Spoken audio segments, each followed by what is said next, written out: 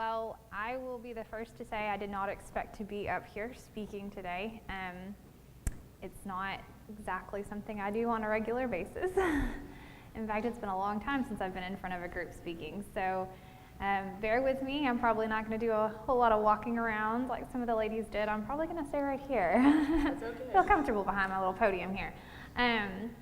But I started off with this when Miss Annette asked me to do it, and I kind of had an idea of what I wanted to do, and I actually wrote all my notes down, and it's been sitting there, and I haven't touched it until like a couple of nights ago, and then I rewrote and changed, and it's been rewritten about 1,000,000 times, I can't tell you. But I wanted to kind of hit a little, like a few points, because we have all different age groups here of women, and we all go through so many different things in life. And some of us, younger ones are still going through the same things that maybe some, mid-aged women are going through right now. And, then some of us, have huge storms. And there's just so many things that, go on in our lives. And so a couple of the points that I hit was relationships, nurturing, because women, we are nurturers big time. No matter what age group we're in, we're nurturing somebody. And then also I touched on, of course, the storms, because I wanted to make sure that it all went together and that it went with our theme this women's seminar. So my title for this is The One True Love. And I looked up, I'm going to kind of follow what Allie did in the very beginning, because I'm a definition person too. I looked up the definition for true in the Webster's Dictionary. It's real, genuine, or authentic. And then the synonyms for genuine are sincere, honest, truthful, straightforward, direct, frank, candid, and open. I started off by saying we can all vouch that men are not always straightforward or truthful. No, that's true. In fact, none of us are. But we know that most humans, even with the best intentions, are not always sincere, honest, or truthful. Human nature will always, unfortunately, lead us to some disappointment. Thankfully, however, God will never disappoint. He's always truthful, sincere, honest, and straightforward, even when we don't like it. He tells us what we want to hear, even when we don't want to hear it. And so God embodies the definition of true.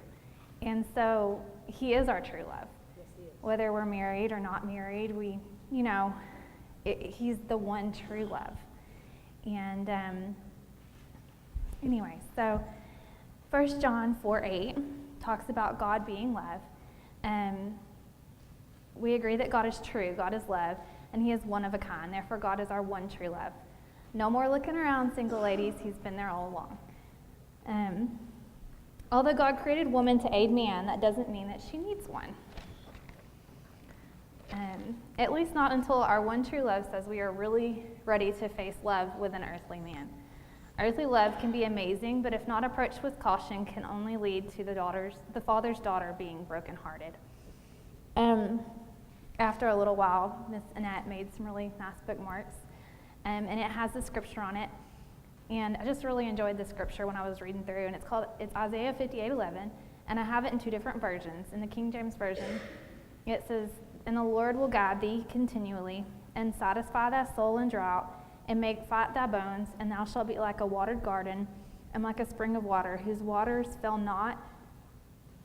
And then in the New American Standard, it says, "And the Lord will continually guide you and satisfy your desire in scorched places, give strength to your bones, and you will be like a watered garden, and like a spring of water, whose waters do not fail." So although man cannot satisfy every desire, God has always had the ability to satisfy every single desire in our lives. He has the ability to make us just be like overflowing springs of water. And that's a really neat picture to me. On the bookmarks that she'll give you later, it actually has a picture of God holding his hands down, and the little girl is kind of in like a wedding dress type, and he's your one true love, and he has the ability to fulfill all those things that we feel like we need to find in other people. We don't need it in other people, because he's right there next to you. Amen.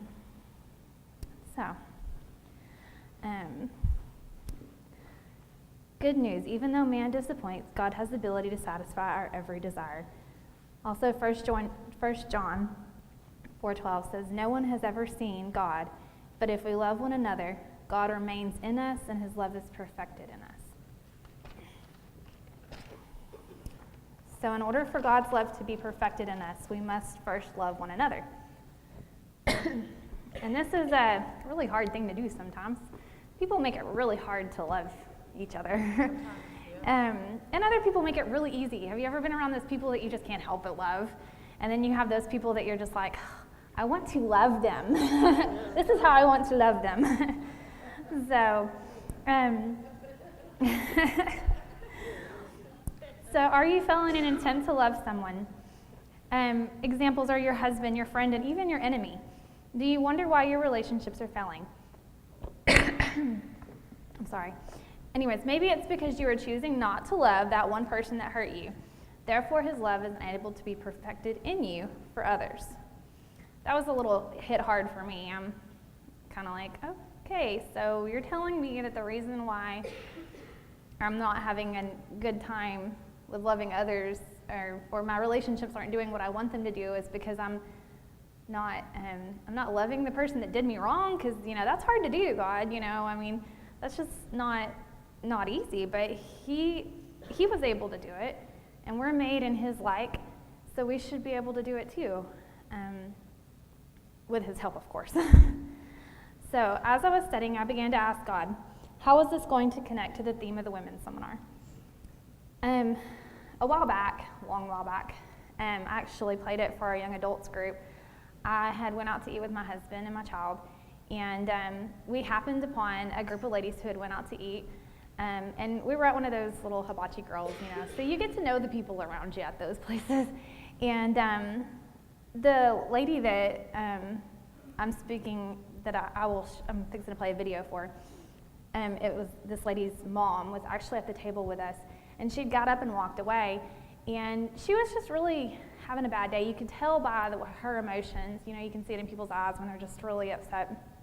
And I guess the women at the table wanted to let us know, that she wasn't normally like that this was just a bad day.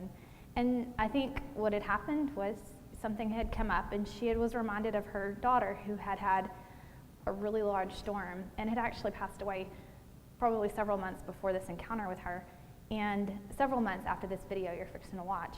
But she has a powerful testimony, and I can give you my testimony, but I just didn't feel, I'm not really honestly ready to tell y'all about everything that's gone on in my life. But this lady's testimony touched me in so many different ways. And at the very end of it, it's going to play into some of the other things that God had given me, and a lot of the ways that it connects to this women's seminar and our theme this weekend. So I'm going to ask Randy to play that and just listen really hard to what she has to say, and then the preacher says a few words right at the end, and I'll continue after that. But he's really got I think the whole theme of the seminar summed up in a couple of sentences at the very end. So, for those of y'all that may not recognize her, this is Lindsay Paxton, Miss Donna Quinn's daughter. That was nice of you. Can the rest of you say hi, Lindsay? Hi, Lindsay. Thank you. Now half of you want to say, I'm an alcoholic. Don't they? That's not today. It's nice to meet you, though. Take off. Hold your mic up. On August 14th, Chance and I will celebrate our 1-year anniversary. For those of you that have been married for many years, that probably seems like nothing. The first year is supposed to be the easiest, right? At least that's what we are told to expect. A year of love, getting to know one another, learning each other's habits, likes and dislikes, and that's exactly what it has been. Just not in the fashion that we expected. Our story took a turn on a rough road 2 weeks before Christmas. The month of December was a tough time for both of us. I had headaches daily that eventually progressed into migraines that caused me to completely shut down. I didn't want to go anywhere, see anyone, much less get out of bed. This went on until a random Wednesday night that was especially bad. Picture me being quite pathetic, vomiting, moaning around until Chance decides that whether I like it or not, we're going to the ER. Once there, and after the ER doctors had given me medicine to settle my stomach and a CAT scan had been performed, a neurosurgeon stepped into our hospital room and informed us that there was a mass on my brain, and it wasn't supposed to be there. A day and a half later, all 3 sets of my parents, and yes, I did say 3 sets, it gets a little bit complicated. All 3 sets of my parents had traveled from Texas to Florida. We were stationed at MacDill Air Force Base in Tampa, Florida. And we hadn't seen any of our family since we got married. And even under the circumstances, I was pretty happy about getting to see, my mama. At this point, my doctors were still sticking with the "it's a mass" story, but informed us that it's putting too much pressure on my brain and it has to come out. So the following day, I have major brain surgery, which oddly enough is the first surgery that I've ever had. There's something to be said for doing a big, When I'm coherent enough to carry on a conversation, my neurosurgeon comes in to speak with me about what they now know. I have brain cancer. I have a brain cancer that's called glioblastoma multiforme. And the fun thing about this type of cancer is that 1 in every 100,000 people will get it. That means you guys are good. I've got it. But it also targets men that are over 50. So whenever they told us it was that, it was pretty shocking because I'm a girl and I was 20. So this is where we're standing now. Is I've got old people cancer, old men cancer. The surgery broke my body and my spirit. I had no feeling on the left side of my body. I couldn't walk. I couldn't stand. I couldn't even bathe myself. But as soon as I was able, our first priority was to get me home and to MD Anderson. Coming home to Texas is where my real journey began. I was raised to be a strong person, and thus far in my life, it has served me well. I've been independent, proud of most of my choices, and unafraid to take on whatever life has to throw my way. I was raised to be a proud person, and thus far in life, it has served me well. I've held my head high, kept my shoulders pulled back, always self-assured of my worth. I was raised to trust and depend on my family, and thus far in life, it has served me well. I know that no matter what, Mama has a shoulder to cry on. Daddy can fix anything that is broken. My family will be there to support me. My husband will still be my best friend, and no matter what anyone says, I could still go home. But y'all, sometimes the bottom falls out. When I had the first tumor removal, I used a saying that my granddaddy's known for. He said, "Get your boots on, girl, you got some hills to climb." I wasn't going to let cancer slow me down or ruin my good time while we were back home in Texas. Then our first trip to MD Anderson went from just an appointment to a very serious infection to a second tumor removal to another 2 weeks in the hospital and starting the recovery process all the way over again. Laying in my hospital bed, I was disheartened. It was so difficult to be surrounded by my family and their words of support. "You look so good. You look so much better than you did after your last surgery." I didn't look good. My face was swollen. My body was bloated. And my recent weight gain from the steroids disgusted me. I didn't feel good, and if anything, I felt exponentially worse. I was angry with every single one of them. How easy it was for them to tell me how I look or how I feel when they have no idea. How lovely it must be to walk out of the hospital at the end of the day. How nice to be able to get up and go to the restroom without somebody having to be there to help you walk. I thought my prayers were unheard. I thought that I was being punished by God, that He had abandoned me when I needed Him the most. Every day was so hard. The pain was constant, and every day I allowed my faith to slip a tiny bit more. With every tiny slip, came anger, hurt, doubt, fear towards my family, towards God, toward doctors and nurses and anyone else that I could think of. The person that I was raised to be was slowly being eaten away by negativity and fear of the unknown until a random MRI. I had an MRI scheduled for 7:30 one evening. And blame the powers that be, it was pushed back until about 10:30 when they finally wheeled me down. My parents had left for the night, so it was just Chance and I in the waiting area. I didn't speak to him while we waited, but handed him my wedding ring before I went back. It felt ominous. Normally, I fall asleep within seconds of going into the machine, but not this time. My fingers kept running over the place where my ring normally sits, and suddenly I was overcome with an intense anger. It wasn't fair for Chance and I. The years of marriage seemed like a hopeless dream.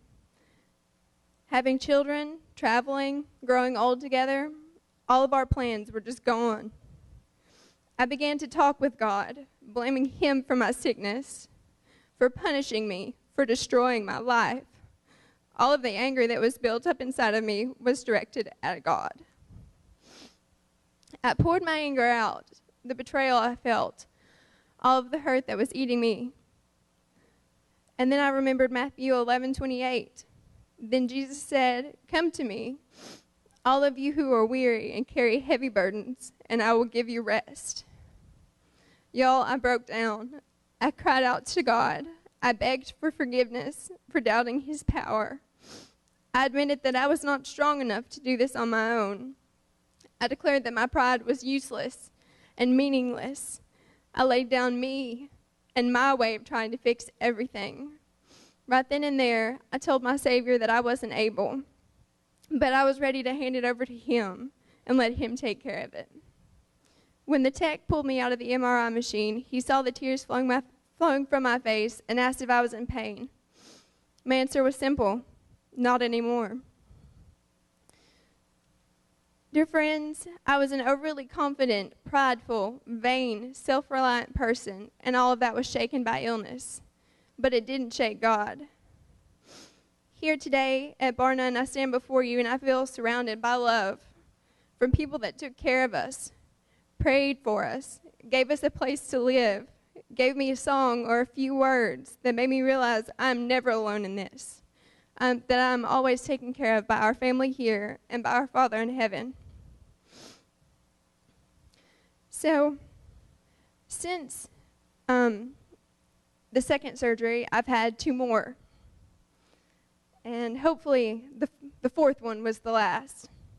This is not my real hair. This is my real hair. The hardest part of this, other than my anger with God, was vanity. Losing my hair was the hardest part. But you know what? He knew it was going to happen, and He took care of me. So this is what I want to ask of you. I want you to not waste another day of your life thinking that things are better when you're in control. Don't waste another day of your life without knowing how much better it is when you let go and let God. Worry, fear, hurt, anger, pride, shame, vanity. Let go and let God. Then Jesus said, "Come to me, all of you who are weary and carry heavy burdens, and I will give you rest." He is waiting for you to call out to Him. Thank you.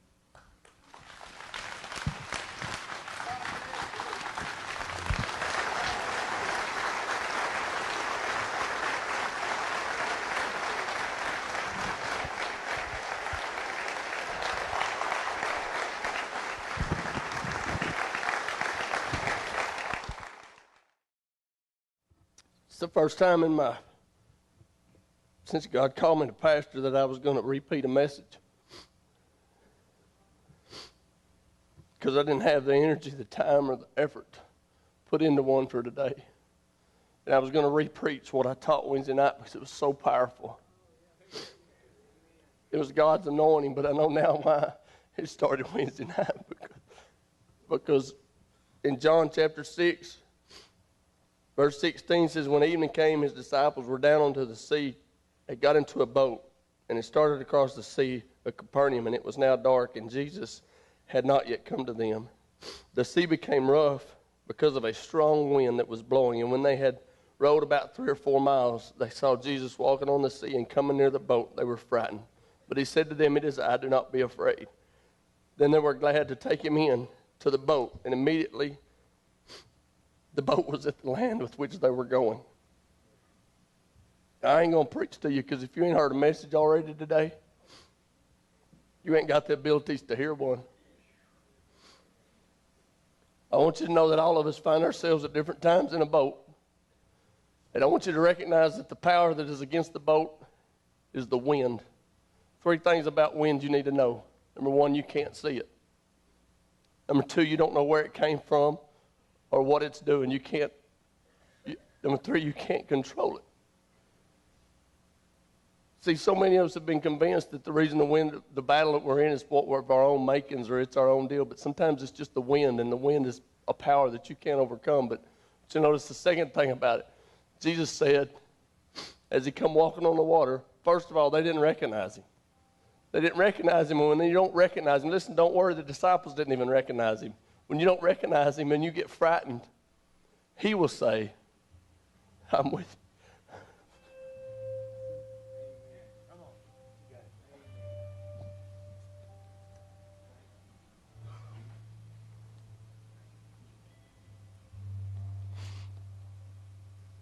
He did not come to take you out of the boat, but he came to get in your boat. He came to get in your boat.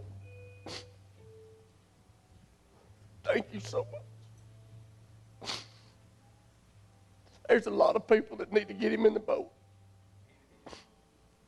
Revelations 3:20, behold, I stand at the door and I knock, and anyone who hears my voice, who hears my voice and opens the door, I will come in to him, and I will eat with him, and he will eat with me. Listen to me.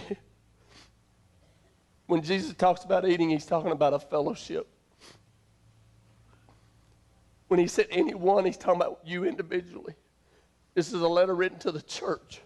But he's saying inside of that church, there's a lot of people that ain't ate with me in a long time. And if any one of you, sister, you open the door.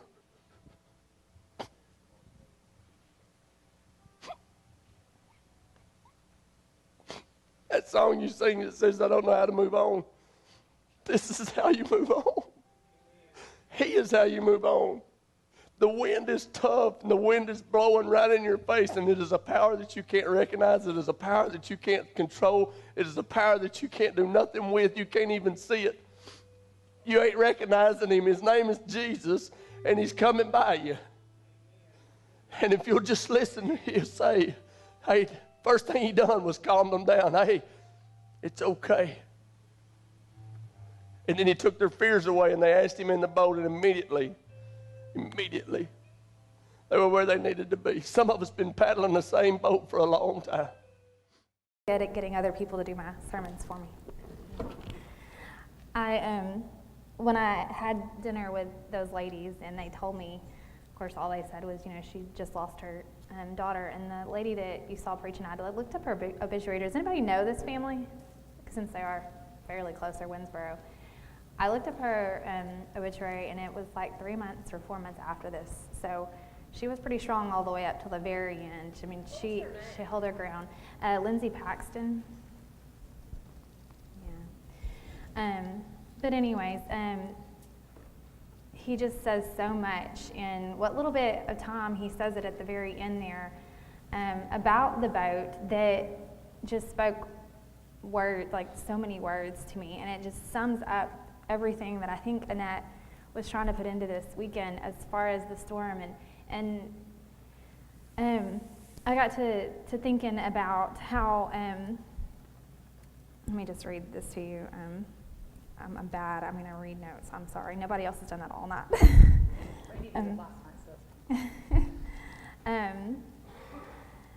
All of us are going through storms in our lives. Some of us, our storms may not be as big as hers, and others may seem very minute next to hers, and some of them are just as huge as hers are. But the amazing thing about God's love is it doesn't matter what our storms look like to us, they're all just as big to him. The only thing that he can see is that his daughter's heart is hurting, and he doesn't care if it's this big or this big. He wants to mend your heart. He wants to get in your boat, and he wants to calm your storm. It may not make the storm go all the way. The storm may just be calm enough for you to ride through and get through and learn your lesson, like Ali said. And, every time we get through the storm, there's always something at the end. There's always a rainbow. But we have to let him in the boat, or we're not going to get through it. We're not ever going to learn our lesson. We're going to stay. We're going to wallow in our own self-pity in the middle of the storm. And unfortunately, we have a tendency to do that. So we need to let him in our boats. We need to get through the storm, learn what the lesson is at the end, what glory he has for us at the end, what mercy he has for us during the storms. I mean, the storms could be so much worse, but God has mercy on us, and he loves us through these storms. But most often, the storm is just so big that we don't see the little mercies in the middle, all the little things that he does for us in the middle of the storm. We're just too busy staring at the storm and not him. God is knocking at your door. He's asking you to allow his love to perfect in you so that your relationships with those he has placed in your life may thrive. In order for him to do this, though, you must open the door. You must let him on the boat, no matter the storm, no matter what your ego tells you. One thing about women, we say men have large egos, but our egos are so large. Mostly because we're made to nurture. And often we feel that if we admit we are in the storm, we will be unable to fulfill our need to nurture others. The storm is so big, and we long to nurture our kids and our husbands and our friends and our often kids. We, especially girls, since we're all females in here, we don't want to hurt our mothers. Our mothers are our lives, and we don't want them to see what's in our boat, what the storm's got a hold of us.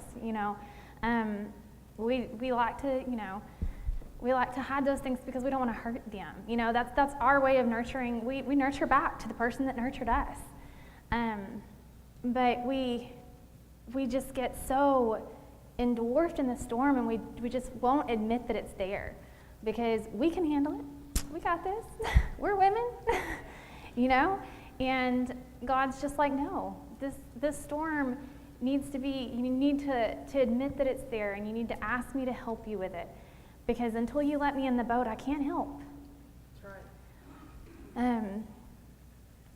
So let's see. In order for him to do this, though, you must open the door. Okay. Hold on. So we ignore the storm. We allow our hearts to hurt and build up walls around our boat until we become stuck in the storm and we can't even see him anymore. But he still knocks. He never stops. So it's time to cry out to him. Say, Father, Abba, Father, my one true love. Let him in the boat. Admit the storm is there and that you need help, and then let him on. Allow your Father, the one true love, to get in the boat, and in your heart, let him calm the storm, perfect his love in you, and then you will be able to nurture others. One really neat thing about women is we have, the ability to nurture children. Men don't get that lovely ability. Sometimes good things come with that ability and bad things. But if you don't feed yourself as the baby's growing in you, you don't have the ability to produce the milk to feed that baby. So if you want to nurture your loved ones and take care of your loved ones and your kids and impact their lives, you have to first give yourself something. You have to fill yourself something. If you don't have the nourishment, there is no nurture for you to give out. That's right. So constantly fill yourself with God's love. Even if it is 10 minutes a day, we should be able to have more than that, but we have lots of busy lives. I know, because I'm constantly angry at myself at the end of the day when I don't have the time to put into actually sitting down and reading my Bible, and I should set that time apart. We should all set that time apart for him, because unless we provide the nourishment for ourselves, there is nothing in us to give out to others. And those children of ours that, as Ali said, we're supposed to be building them up. That's our one thing that we're supposed to do in life as women for our children, is we're supposed to bring them up and provide a temple for God to dwell in. And if we don't have the ability to do that for ourselves, then we can't do that for them. If we haven't built that temple up in us, we can't do that for them. So that's pretty much all I have. I know it was kind of short, No, this is good. but thank y'all for letting me talk.